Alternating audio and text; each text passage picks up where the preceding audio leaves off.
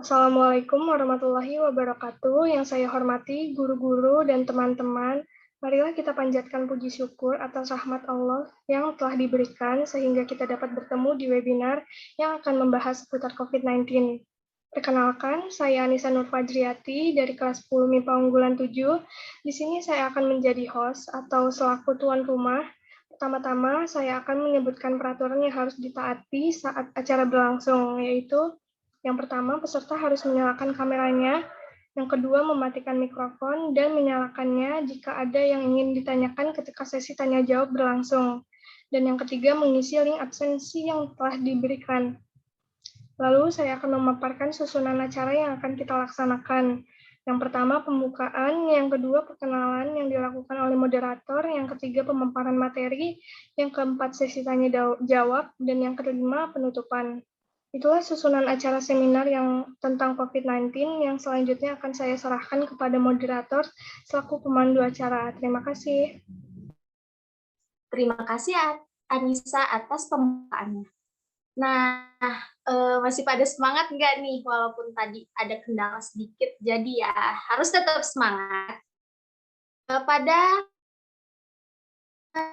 memperkenalkan diri saya sendiri, Mazai, perkenalkan nama saya Mazai Firja Handoko, selaku moderator yang membimbing acara kali ini. Terus saya akan memperkenalkan kelompok 7, yaitu Anissa Nur Fajrianti selaku host, Lafranca Marsigrieti selaku flyer design, dan Indah Kurniasi selaku presensi digital, dan Tio Sadewo selaku presenter. Sedikit biodata dari Tio Sadewo. Tio lahir di Jawa Timur pada 13 Oktober 2004 dan mengikuti Student Day Jurnalistik. Selanjutnya adalah sesi pemaparan materi yang akan disampaikan oleh Tios. Saya persilahkan kepada Tios untuk memaparkan materinya.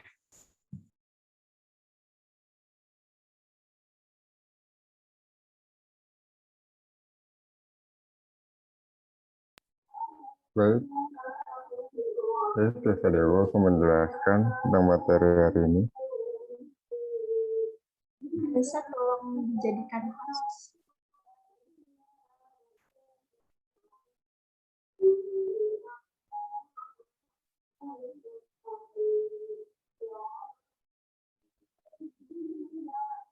Sudah kok, sudah dijadikan host. Masih di Tios. Share screen-nya gimana?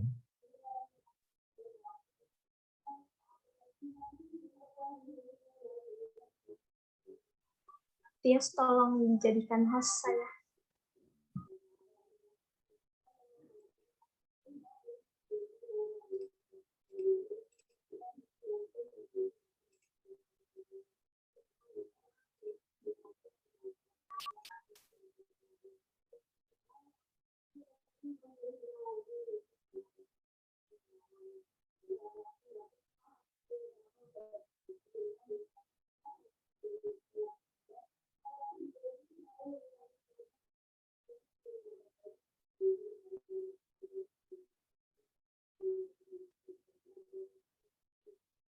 Dipersilakan kepada Tios untuk menjelaskan materinya. Baik, terima kasih Mas Jaya. Saya akan menjelaskan materi tentang COVID-19.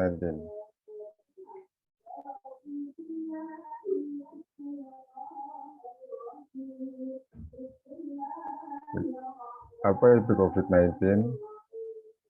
Pertama, penyakit yang disebabkan oleh infeksi coronavirus baru yang dilaporkan pertama kali di akhir tahun 2019.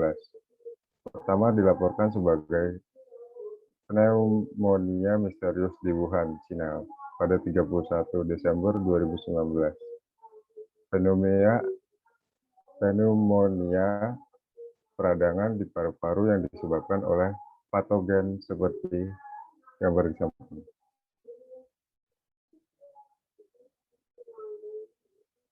Wabah tersebut dideklarasi oleh WHO sebagai public health emergency of International Concern pada tahun 30 Januari 2020.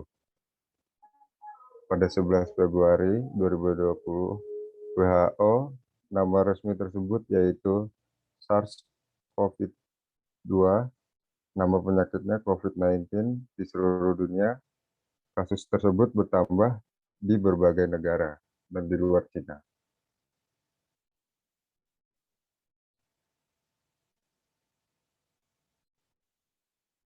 Updatean kasus pada 2001 bulan 8 tanggal 17 Desember. Bulan Desember Agustus.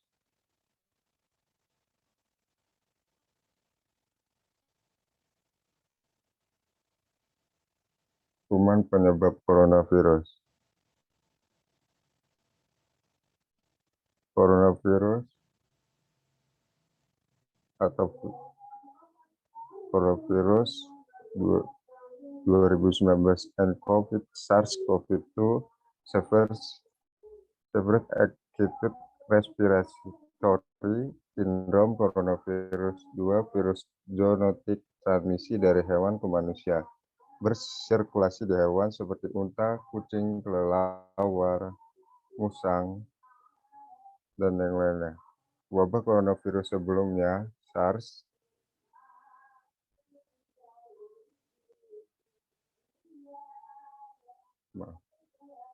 penyebab SARS dari kelelawar, luwak, musang, tahun 2002 awalnya dari Guangdong, Cina, sekitar 800 kasus dan 10 kematian di 29 negara. Dan MERS, penyebab MERS dari kelelawar unta pada tahun 2012, awalnya di Arab Saudi, dan terlibat 2000 kasus, 37 subjudul.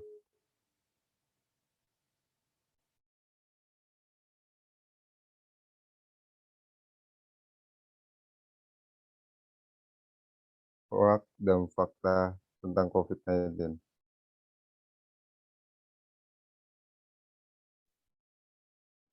Mitos, obat malaria bisa menyembuhkan corona. Selama ini obat malaria kloroquine bukanlah obat corona dan tak efektif menyembuhkan pasien corona.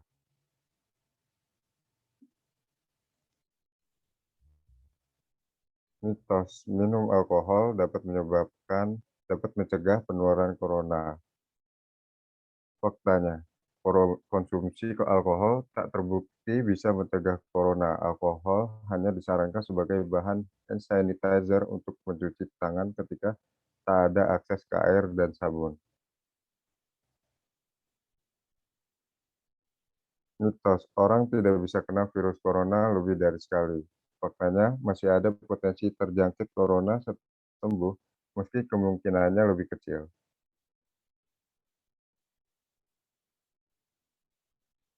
Mitos meletakkan bawang di sudut-sudut rumah bisa mencegah corona.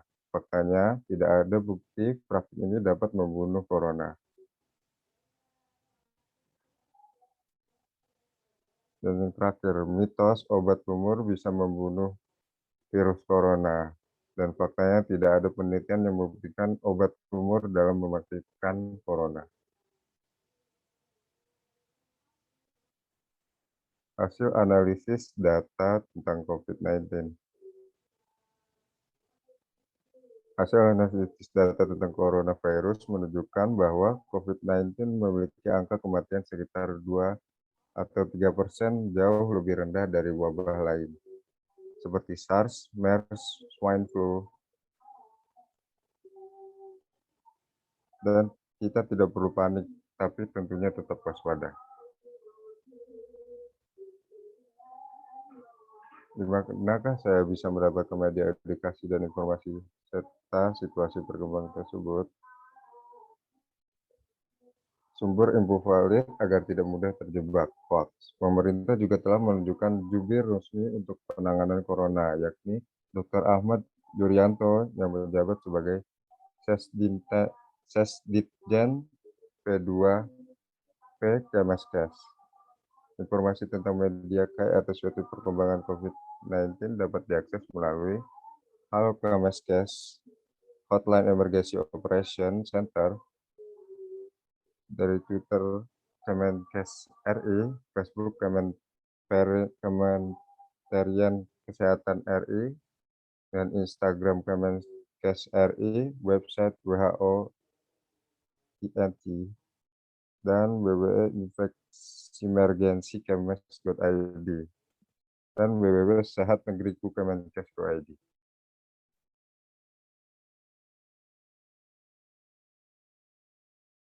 Tanda dan gejala corona. Apa saja tanda dan gejala infeksi virus corona yang baru? Yang pertama, batuk, pneumonia, diare, demam, muntah, dan sesak napas. Bagaimana virus corona menyebar? Virus dapat berpindah secara langsung melalui percikan batuk dan napas orang yang terinfeksi yang kemudian terhidup orang sehat. Virus juga dapat menyebabkan secara tidak langsung melalui benda-benda yang tercemar virus akibat percikan atau sentuhan tangan yang tercemar virus. Virus bisa tertinggal di permukaan benda-benda dan hidup selama beberapa jam hingga beberapa hari. Namun cairan disinfektan dapat membunuhnya. Dari mana kita bisa terjangkit? Dari trompet atau udara, dari batuk dan bersin, kontak dekat seperti menyentuh dan jabat tangan, menyentuh objek atau permukaan yang terkontaminasi virus, kemudian menyentuh mulut, hidung, atau mata sebelum cuci tangan.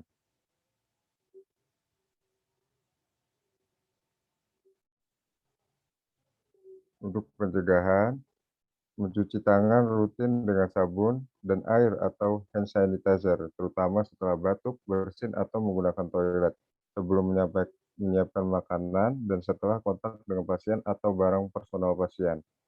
B. Menghindari menyentuh mata, hidung, atau mulut dengan tangan sebelum cuci tangan.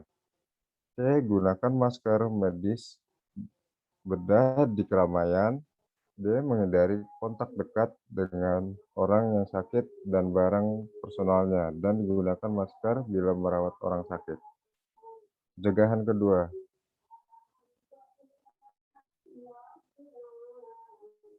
terapkan etika batuk dan bersin, tutup dengan tisu atau siku tangan, kemudian buang tisu ke tempat sampah, tertutup, kemudian mencuci tangan. Lakukan pola hidup bersih dan sehat secara umum. Masak produk hewan sampai matang. Diet sehat, eksersis cukup, tidur cukup untuk meningkatkan sistem imun. Jika sakit ringan, minum cukup, tinggal di rumah, dan istirahat. Jika tidak membaik atau khawatir dengan gejala, segera ke tempat segera ke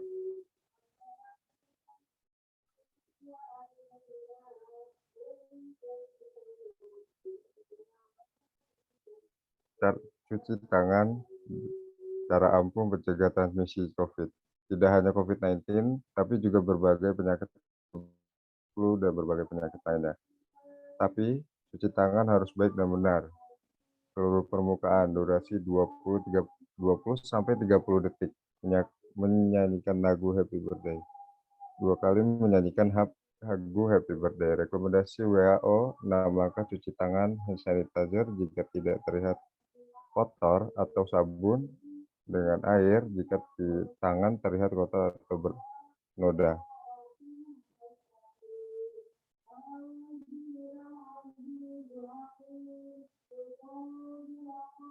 Kapan kita sebaiknya mencuci tangan? Setelah membuang ingus, batuk, atau pilek, sebelum dan sesudah menjaga orang sakit, sebelum dan sesudah merawat luka, sebelum, selama, dan setelah mengolah makanan, sebelum setelah menggunakan toilet, setelah menyentuh makanan binatang atau kotoran binatang, setelah mengganti popok atau membersihkan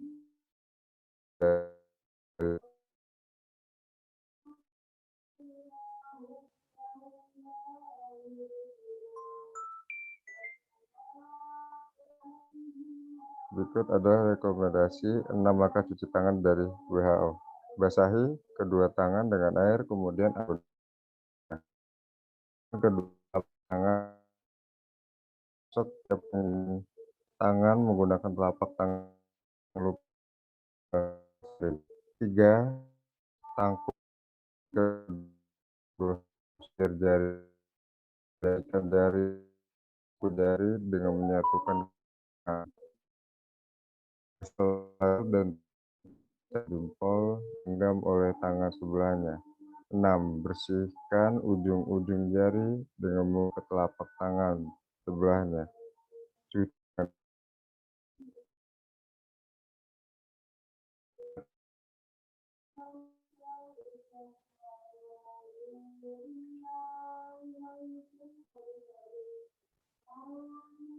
orang sehat jika merawat seseorang dengan suspek infeksi COVID-19.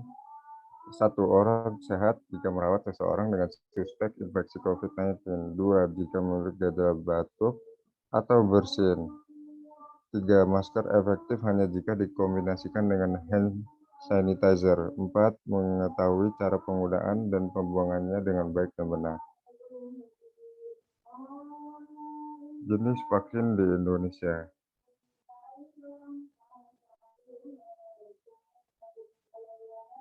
Vaksin COVID. Pertama, vaksin COVID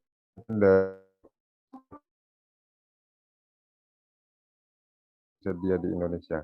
Vaksin COVID-19 Sinovac dikembangkan dari inactivated virus dan diberikan melalui intramuskular. Setiap orang mendapatkan 2 dosis vaksin COVID-19 masing-masing 0,5 mili dan setiap dosis diberikan dengan interval 28 hari. Vaksin COVID-19 Sinovac diberikan dalam berbagai program vaksinasi pertama yang digulirkan pemerintah.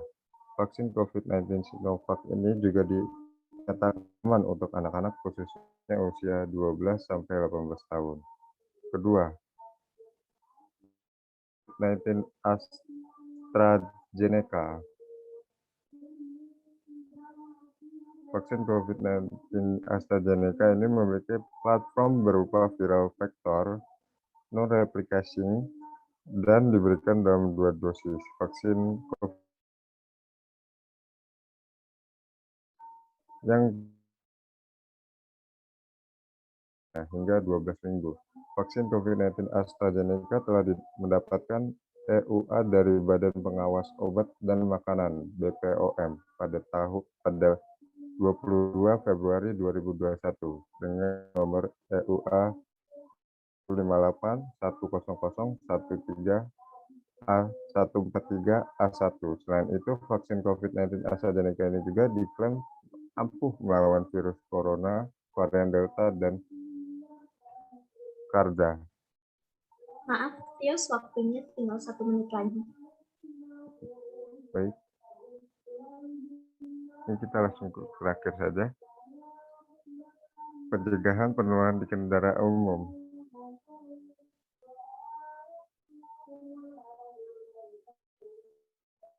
Menggunakan ponsel, cuci tangan setelah meninggalkan kendaraan umum, batasi memegang pegangan pada bus atau kereta, hindari menyentuh wajah, hidung, mulut, dan mata. Hindari jam-jam sibuk jika ada sakit. Dan kenakan masker yang benar.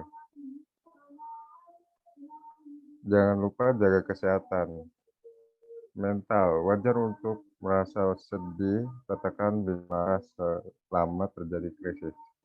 Kurangi konsumsi berita dan media sosial mengenai COVID-19 yang membuat Anda khawatir. Jangan merokok, konsumsi alkohol. Menggunakan informasi berbicara dengan orang terdekat mengenai apa yang Anda rasakan. Pertahankan gaya hidup sehat, gizi seimbang, olahraga teratur, dan tidur yang cukup. Baik, terima kasih. Gitu saya dari saya.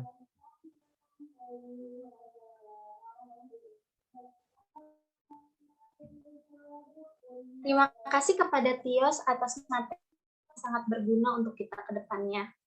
Selanjutnya adalah sesi. Jadi teman-teman yang ingin bertanya boleh menekan tombol raise hand di reaction. Saya mau bertanya. Silahkan Syifa. Apakah COVID-19 dapat ditularkan dari orang yang tidak bergejala? Bagaimana Tios, mau disimpan dulu atau dilanjut ke pertanyaan yang lain? Disimpan dulu sih. Oke, ada pertanyaan dari kelompok lain?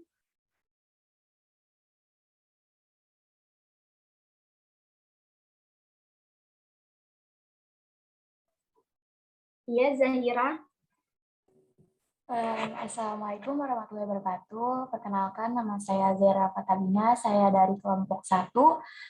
Saya ingin bertanya, apa sih definisi dari vaksinasi itu sendiri? Terima kasih. Terima kasih, Zahira.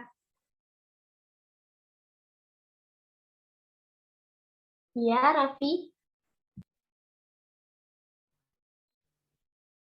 Saya mau bertanya, apakah dengan kita berdiam di rumah, maka kita akan sepenuhnya aman dari virus corona, ataukah tidak? Terima kasih. Terima kasih, Raffi.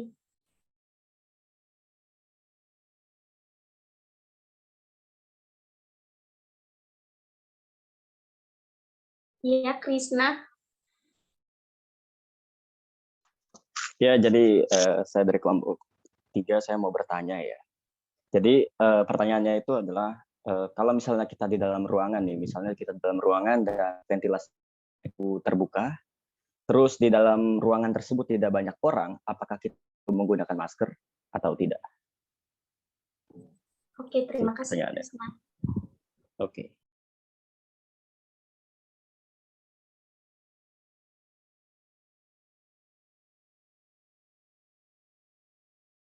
Bagaimana, Tios? Mau langsung jawab? Baik, untuk pertanyaan pertama tadi apa ya? Pertanyaan pertama itu dari Syifa.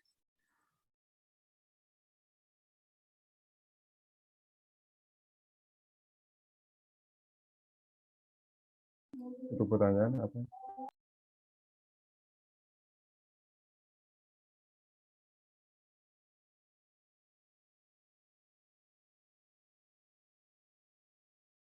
Tadi yang ditanyakan apa? Siapa?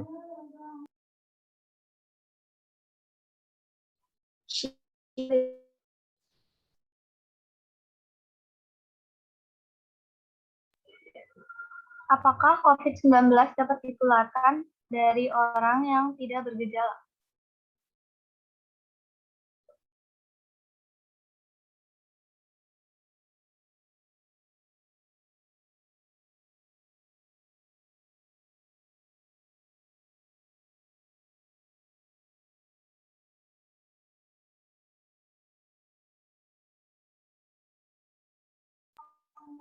Tentunya bisa. Cara penularan utama penyakit ini adalah melalui tetesan kecil dari dompet atau hal-hal kecil lainnya yang dikeluarkan pada saat seseorang batuk atau bersin.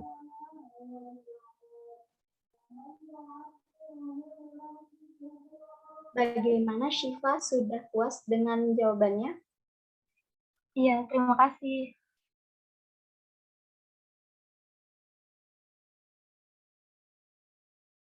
Baik, pertanyaan kedua tadi.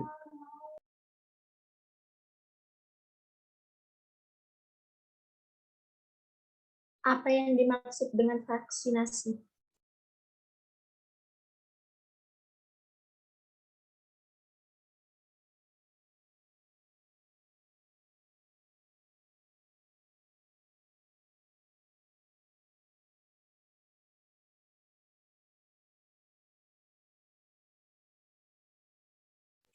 Baik.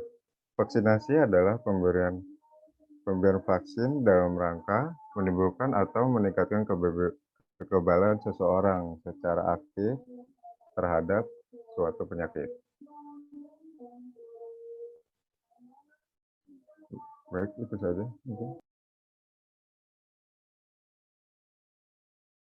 Bagaimana, Zahira? Sudah puas dengan jawabannya?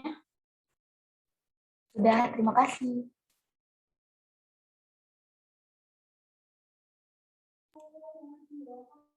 Untuk pertanyaan ketiga tadi, bisa diulang?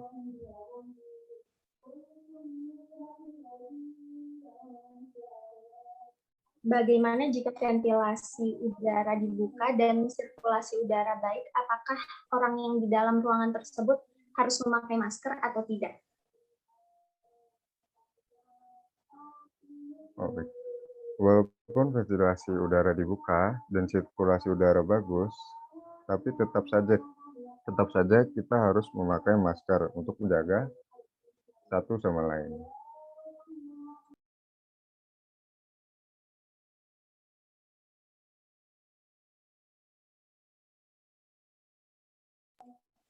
Mungkin segitu aja jawabannya.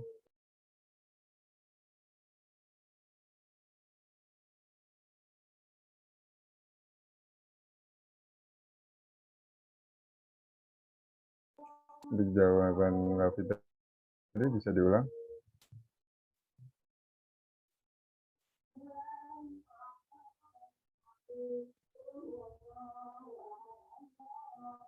Untuk pertanyaan keempat bisa diulang?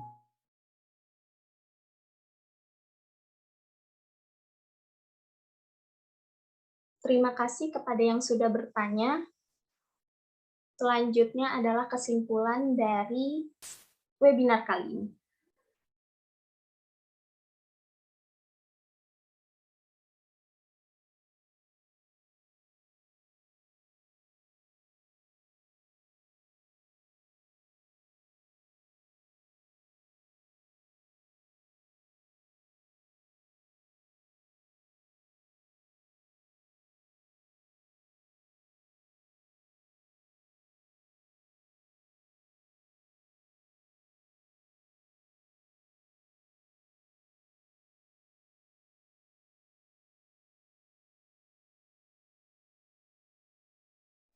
Mohon maaf, tadi ada kendala jaringan. Kesimpulannya adalah jangan terlalu termakan hoax dan banyak mencari informasi yang lebih faktual dan jagalah kebersihan masing-masing dan lingkungan sekitar.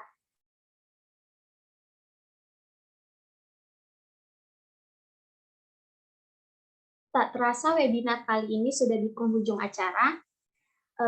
Saya ingin meminta maaf atas kesalahan kelompok saya yang tadi, ada banyak kendalanya. Mohon maaf sebesar-besarnya, saya kembalikan lagi kepada Anissa. Ya, segitu saja yang dapat kami sampaikan.